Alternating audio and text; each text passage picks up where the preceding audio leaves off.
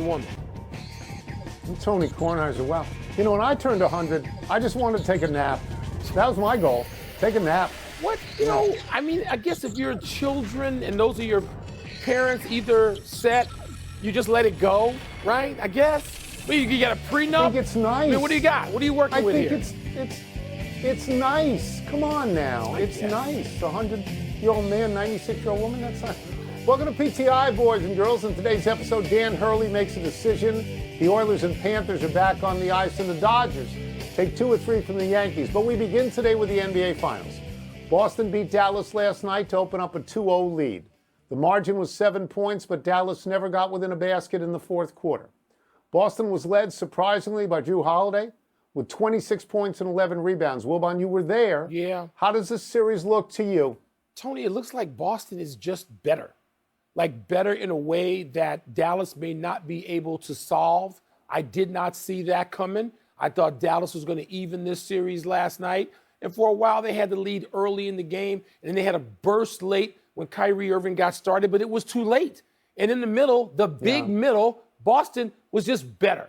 And they don't even need these some great performance from Jason Tatum. And, you know, the debate, which, you know, Jason Kidd inserted himself into about who's better, Jason Tatum or Jaylen Brown. It doesn't matter.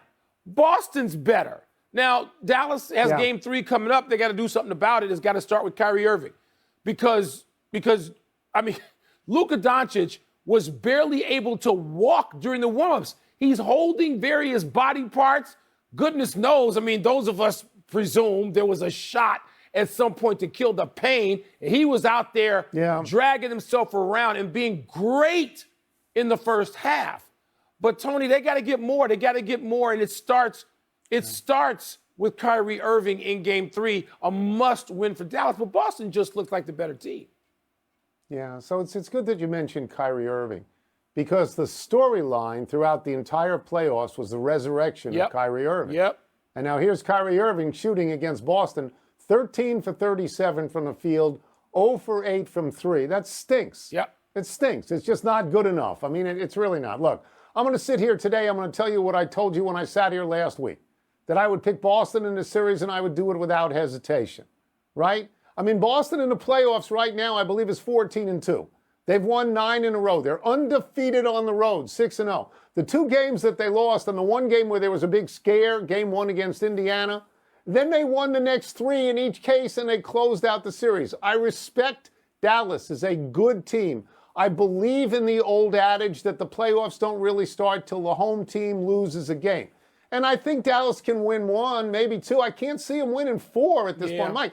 The star of the first game for Boston was Porzingis. The star of the second game was Holiday. These are gift games. They haven't had to rely on Tatum and Brown. If you can go up 2-0 in the NBA Finals and not climb the backs of your stars, that's amazing. So, yes, at the moment, they look, you know, like Tony, I thought they looked. They look better. The team that is in the finals, if you go up 2-0, those teams are 31-5. So it's not to say it's impossible, but that's pretty overwhelming. And Jason Kidd, he's got to figure out something that can help free up Kyrie Irving, particularly for starters in Game 3. Dan Hurley has made up his mind. Hurley today passed on the Lakers head coaching gig and will stay at UConn as the Huskies go for their 3rd straight title. Los Angeles reportedly offered $70 million over 6 seasons. He has been coaching at UConn for $32 million over 6. Wilbon, what does Hurley's decision say to you? Well, Tony, you know, it says he wants to stay at UConn because that's what he's doing. He can go for a three-peat, that rare thing that you don't see in men's college basketball. And good for him. It'll make the college basketball season exciting. It gives you something to, as they say, hang your hat on when we get to, you know, midnight madness and maybe even March madness, that Hurley and UConn are going to be viable again. Good for him. But, Tony, I wonder what it says, because he has said publicly he wants to try it at the NBA level, to coach at the NBA level. He ain't getting a better offer than this. Don't tell me that accepting the gig at the Bulls whenever they make a change, or the Hornets, or the Pelicans. Don't tell me that those are better jobs than the Lakers at that amount of money. So we can hear from Hurley again. Somebody's going to go after him again. They'll figure if he's tempted now, he'll be tempted down the line. But what this really says something about college basketball ought to be happy because it's in chaos right now. And having Hurley and UConn to headline, to be on the top of the marquee, that's a big deal. Yeah, I'm glad he turned the job down. I don't think, as you know, we've spoken about this, I don't think he has the temperament for the NBA right now. I mean, I really don't. He's a screamer. You know, he's running up and down the sideline screaming all the time. Yeah. To me, he's like that high school coach and teacher that everybody wanted to have in high school. But the modern NBA players, they're not going to respond to that. They're not going to. They don't want to be coached. No. They want to be pampered. They want to be indulged. So I don't think that's a really good fit. And I'll take issue with something else that you said. You know, and by the way, I will just add this. He's probably a great teacher in practice at UConn, but the NBA, they don't even have practice. They got too many games in too many weeks. They don't really practice a lot. So people have to understand that difference. I mean, my sense of Dan Hurley is that this is a good thing for him to avoid the NBA at the moment. If he wants, and maybe he's an East Coast guy, Mike. Maybe he's an East Coast guy. Maybe he wants an I-95 NBA job somewhere down the line. But I wanted to say this. The issue that I take with you, I don't think the Lakers is a good job, Mike. Let's go through the coaches. I didn't say it was a good job. Jackson. There's no issue with me. I didn't say it was a good job. Darvin Ham, 2 years. Frank Vogel, 3 years, and he won a championship. Luke Walton, 3 years. Byron Scott, 2 years. Mike D'Antoni, 1+. Mike Brown, 1+. It's you just take it for the money, Mike. The job doesn't last. It's not a good job. It's the best position he's going to be offered in the short term in the NBA. Best position. You want to compare the Lakers' job as quick as you may be fired? Would you take the Lakers' job over the Charlotte Hornets? He want the Kentucky job. Huh? No, but that's not different. That's different. The Lakers isn't as good a job as you think, and he didn't even talk to Kentucky. He didn't even talk to them. Let him stay where he is and be happy. Stay where you are and be happy. Damn it. Be happy. Yeah, stay with those college kids in that chaotic college basketball. Do that. The Oilers try to even up the Stanley Cup final tonight in Florida. Panthers goalie Sergei Bobrovsky was impenetrable in Game 1. Stopped all 32 of Edmonton's shots on goal in Florida's 3-0 win. But the Oilers had some great chances, and winger Zach Hyman said, quote, "If we play like that, we're going to be fine," close quote. Tone, how should the Oilers feel going into tonight's Game 2? Mike, I don't think they have to win this game. I honestly don't. They have to figure out Bobrovsky at some point. Obviously, he pitched a shutout. Since the year 2000, there have only been 5 shutouts in the opening game of a Stanley Cup round. You know, so he's clearly a great goalie. But they come at you in waves of scoring. And you mentioned Hyman. They've got McDavid. They've got Draisaitl. No other team is like that. They are equipped, Mike, to win the series without necessarily winning tonight. Having said that, I'm going to go back to what I said last week, that I think everything does favor Florida at this point. I mean, Florida's got a terrific defense. Obviously, they've got a terrific goalie, and it's different than last year. Last year, they weren't healthy in the final. Last year, they had one defenseman who had a broken foot and 2 dislocated shoulders. You only have 2 shoulders, can't have 3 dislocated shoulders. And their best overall player, Kachuk, broke his sternum in the final. So, I mean, I think they're in better shape now, but I do still think Edmonton can win. I just don't think they will. But if I'm Edmonton, I do feel good about it. And, they got an old adage, and we hear players talk about this all the time, but those chances, some of those chances need to be had with more traffic in front of Bobrovsky. They have got to distract him. They got to bother and annoy him. And so they had some clean chances. They need more traffic in front of the net to just get him off his game. They better shake Bobrovsky. That's what they've got to do. You're right. They have the players to do that. We've seen them do it throughout these playoffs. They got to go back to where they were on the power play, which is overpowering. And I think Edmonton gets tonight and evens it up at 1-1. Maybe. Just remember this. They had 3 shots at a power play and didn't get any. I know. They got to be better on the power play. Coming up, was Team USA right not to invite Caitlin Clark? Yeah. And was Carlos Alcaraz's first French Open title a bigger accomplishment than Iga Swiatek's fourth. That was a spoiler alert. I don't think you can compare the Laker job to the Charlotte Hornets job. The Laker job is supposedly the most glamorous job, that and the Celtics. And I don't think it's a good job. The Wizards. They churn through coaches. The Wizards. How many jobs would you take above the Lakers in the entire NBA? Maybe 3?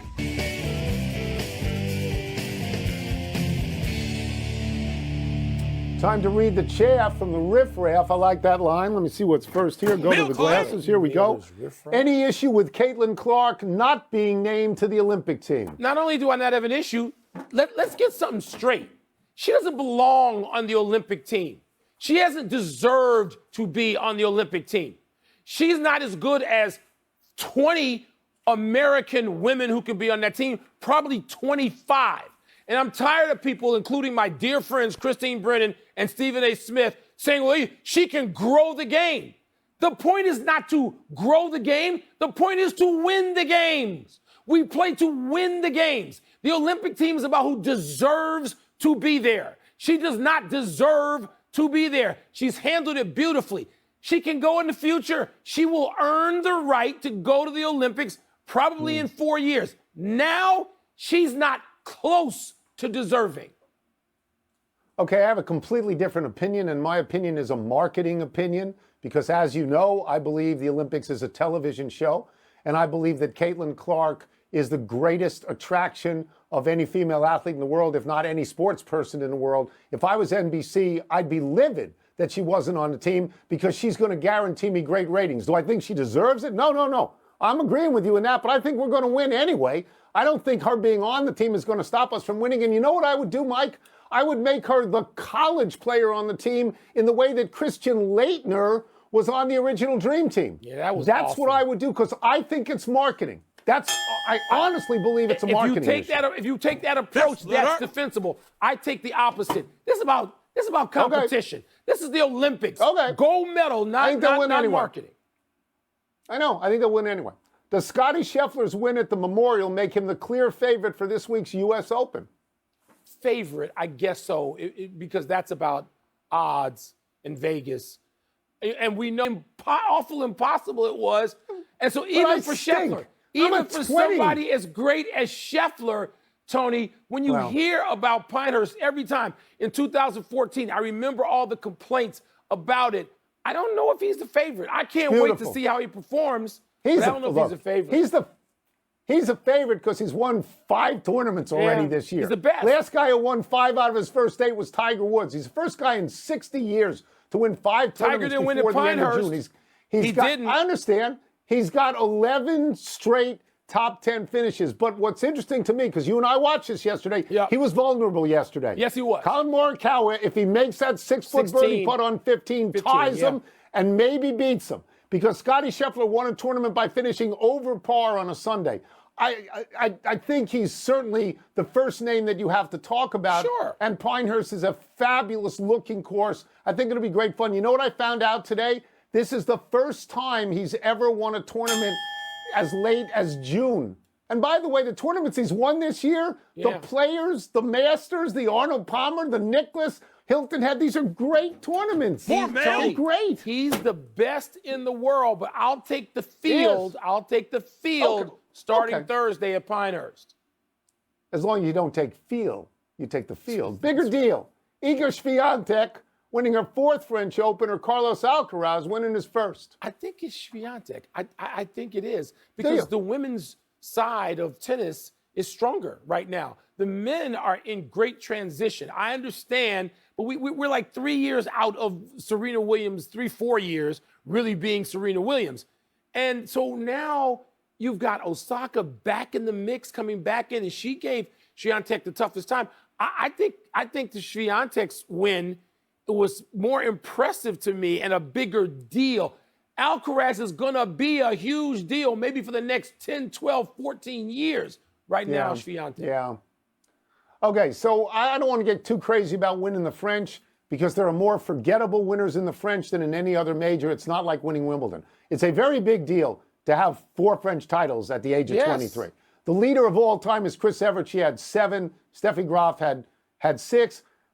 But to be fair, Nadal has like 14. So I'm not impressed with a number like 4, 6, or 7. I think the ripples from Alcaraz are greater, and I'm going to tell you why. He's got 3 majors. He's got all the surfaces. He's got grass. He's got clay. He's got hard court. He's only the 7th person ever to do that, and he's the youngest. And the others, this is a who's who, Mike.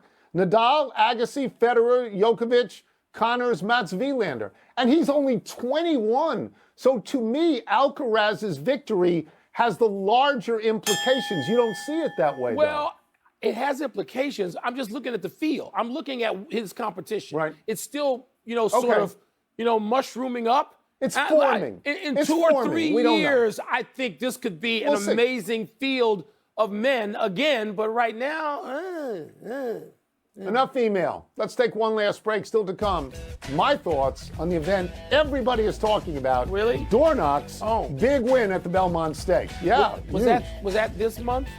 Was that? Yeah. The Dodgers take 2 out of 3 at Yankee Stadium. I watched parts of all 3 of those, but not those that Those much. games were great. It's just those it's games were great. It's true. Happy time, people. Happy 73rd birthday, Dan Fouts. One of the greatest pure passers ever. The Hall of Famer played college ball at Oregon, then went to the Chargers, where he led the NFL in passing yards 4 times and in passing touchdowns twice. Fouts got the Chargers to the AFC Championship game twice, but lost to the Raiders and then the Bengals. Although the Chargers never got to the Super Bowl with Fouts, they were legitimate contenders. Now the Chargers have a former quarterback in their coach in Jim Harbaugh and a terrific passer at quarterback in Justin Herbert.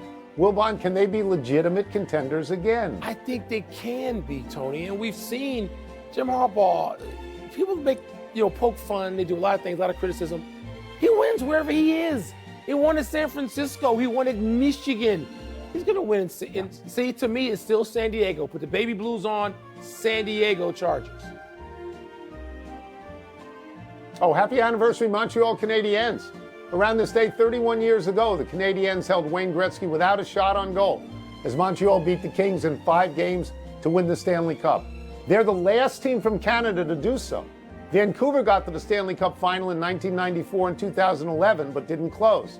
Calgary missed in 2004, Edmonton in 2006, Ottawa in 2007, and the Canadiens again themselves in 2021, that weird COVID playoff year where all the Canadian teams were in the same playoff bracket. Additionally, these 1993 Canadiens are the last Cup winners comprised of only North American-born players.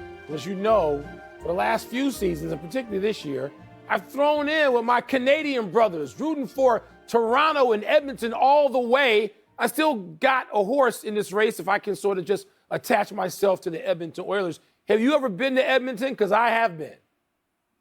Have not. See? I have not. Sorry to say I have not. A melancholy trails to Chet Walker. The Hall of Fame forward has died at the age of 84. Walker was a 7-time All-Star for the Sixers and Bulls. He was a key part for one of the great teams of all time, the 1966-67 Sixers that ended the 8-year championship streak of the Boston Celtics. Walker averaged 19 and 8 for a squad that also featured fellow Hall of Famers Wilt Chamberlain, Hal Greer, and Billy Cunningham. Later, he was traded to a Bulls team, averaged 20 alongside Wilbon's heroes Bob Love, Norm Van Leer, and Jerry Sloan. Tony, I feel like I learned everything. Whatever I know about basketball, I learned from watching those teams. Jerry Sloan, Norm Van Leer, Bob Love, and Chet Walker. And in recent years, Tony, I began to talk to Chet Walker. We had phone conversations in the middle of the night. He was in California. He was in TV and film production and was successful at it. And he was just a pleasant, engaging, entertaining man. I know he felt a little left out as people, as players of that generation felt. Chet Walker was a great player at Bradley, with the Sixers, and with the Bulls. A great player who I just hope people will not forget. Let us go to the big finish. Giants tight end Darren Waller retired. Are you surprised? I don't know about surprised, but I thought he'd play on. But he had some really good years, particularly with the Raiders. Maybe he won't actually retire. The Dodgers took 2 of 3 from the Yankees. Your takeaway? Lots of hitting. Aaron Judge had 3 home runs, 7 hits. Teoscar Hernandez, 3 home runs and a grand slam. Steelers gave Mike Tomlin a contract extension through the 2027 season. Is that a good move? Yes, of course it is. Longest tenured coach in the NFL. Great move. Dornock won something called the Belmont Stakes. You familiar with that? Is that a big deal? It was a really good race. It was in Saratoga this year. One of the owners of that horse is Jason Worth, who looks great. He looks like actually a drummer in a bad 1975 rock band. Last one, Linnea Strum, shot a final round 60 to win the shop right. You impressed? Yes. Not only with the 60, but she was 52nd to start the final round. Huh? She had to just like hang out. She could have checked into a hotel and slept for 7 hours until the leaders played out and finished. We're out of time. Trying to do better the next time. I'm Tony Kornheiser. Of course, she was the leader at the end. I'm Mike Wilbon. Same time tomorrow, Knuckleheads. You can get the PTI podcast on the ESPN app or Apple Podcasts. And now, Conn Smythe favorite at ESPN Bet. And despite the struggles in Game 1, well, the Oilers have a huge opportunity tonight to swing the series back in their favor. According to Statleets, Edmonton would have a 66% chance to win the series if they were to even things up with the win tonight. But if they were to lose, that would drop all the way to 34%. To help us set the table, we've got our NHL reporter, Emily Kaplan, who is on the scene there in Sunrise and is joining us now for so much more. And Emily, what are the Oilers saying about how they can solve this Bobrovsky riddle, if you will, for Game 2 tonight? The Oilers really liked a lot of the chances that they got. They got 32 shots on goal, a lot of them high-danger chances. But at this point, the scouting report on Sergei Bobrovsky is pretty well known. He's allowed 38 goals in these playoffs. 31 of them have been high. Now, you got to shoot low on him. And as Ryan Nugent-Hopkins said, he's really athletic. He doesn't give up on plays, so it's tough. Ryan Nugent-Hopkins had a very good chance himself in that first period. He said, obviously, if I could have done it again, I would have gone high. So they know what they want to do. They know what the game plan is. The problem is it's sometimes hard to execute, but that's something I'd look for tonight. This team, though, is not afraid to make adjustments. They are going to make an adjustment on defense. Vincent Desharnais is coming in for Cody Ceci to play with Darnell Nurse. I just asked Chris Knobloch, their coach, a couple minutes ago, why did you make that change? And he said, we just need to get better as a group.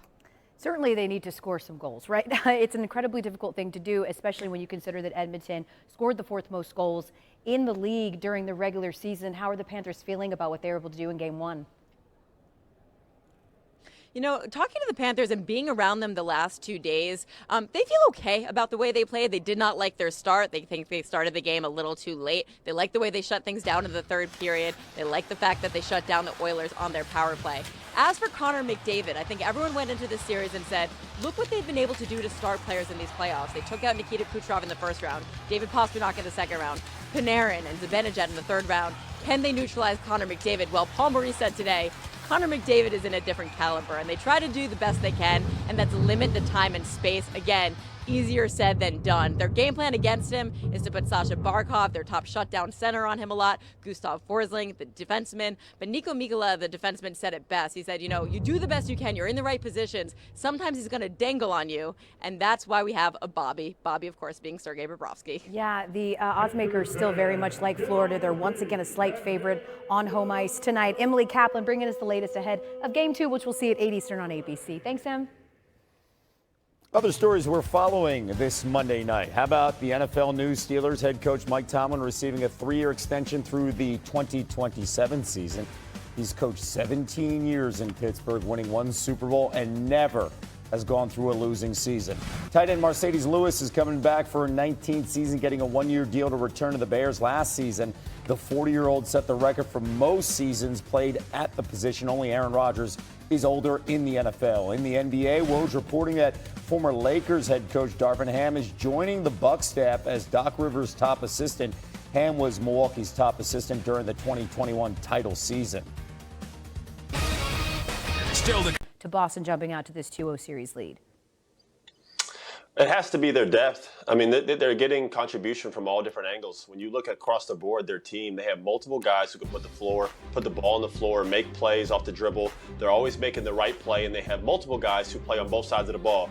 You look at Porzingis' impact in Game 1. Last night, we saw Drew Holiday have a huge impact on Kyrie as he did in Game 1. Derek White, Jaylen Brown. I mean, my God, we're going all the way down the list. We haven't even got to Tatum yet. He hasn't had to do too much. He hasn't had to force it. He hasn't shot the ball well, but it hasn't mattered too much because of all the contribution he's getting from his teammates.